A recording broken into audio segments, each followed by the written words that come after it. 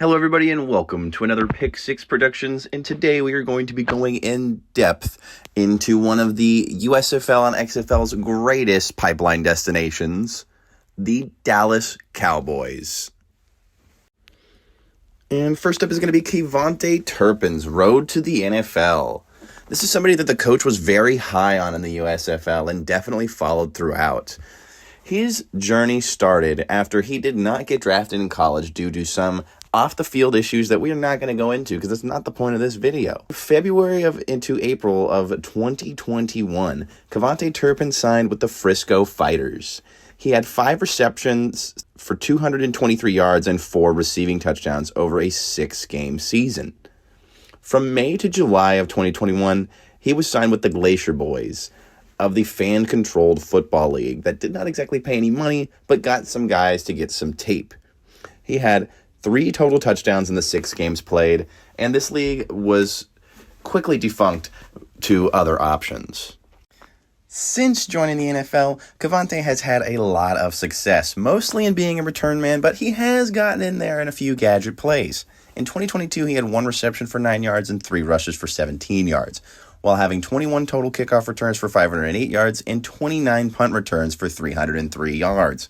Teams clearly did not respect him, and the following year he would get a lot more competition and a lot more kickers kicking away from him, with 6 kickoff returns for 109 yards and 10 punt returns for 68 yards. The man still has 4 touchdowns this year, but it actually has come from his 11 receptions for 123 yards and 8 rushes for 79 yards. So the Cowboys are learning to utilize him in various different ways. And someone with the amount of talent that this kid has needs to be looked at like that. Kind of like a Taysom Hill kind of character. And next we are going to be going into someone who has a bit of a more interesting round as far as reaching the league. This is somebody who went the typical route of being a soccer player into an NFL kicker, but had a bit of a delay. In 2017, Brandon Aubrey's pre-USFL road trip started with the Toronto Football Club. He was selected 21st overall and later debuted for the Toronto Football Club too, having 22 appearances total in the season. After being released by the Toronto Football Club, he signed at the Bethlehem Steel for 27 total appearances until being released, and he decided that he was done with sports. He was going to go ahead and be a software engineer, and while working under his degree, his girlfriend mentioned to him that she believed he could be a place kicker, and so he decided he was going to practice 3 times a week with former coach Brian Egan.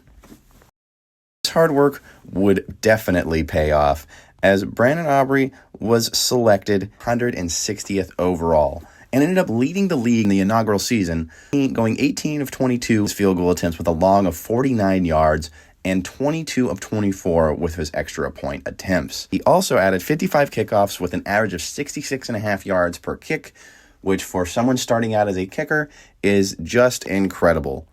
He would then follow it up from dominance to perfection in the extra point category, going 35 for 35 on his extra points the following year, touchbacks to his kickoffs the following year as well. Now, if that is not year-to-year improvement, I do not know what is. To close this one out, we're going to be breaking down Brandon Aubrey since joining the NFL, as he has been the perfect NFL kicker. Now, it is crazy to think that a position that has slowly become very specialized and had a lot of talent depleted from it in the last 5 to 10 years, with a lot of guys retiring and not a whole lot of guys replacing it. This guy has stepped in and become a force to be reckoned with. It leads me to ask, is this due to the various different special team rules that the USFL has attempted to implement, that we have seen a rise in a lot of special teams talent? Or is there a lot of raw talent in these leagues that just has yet to get the proper coaching or drills in order some small percentage lessons hit home and create big results?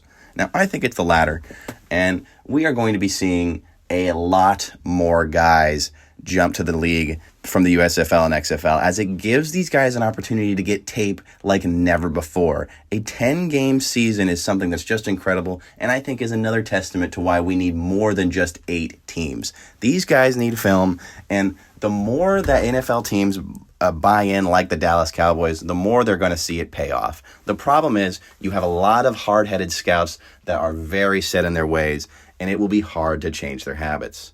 Fingers crossed, and until next time, guys.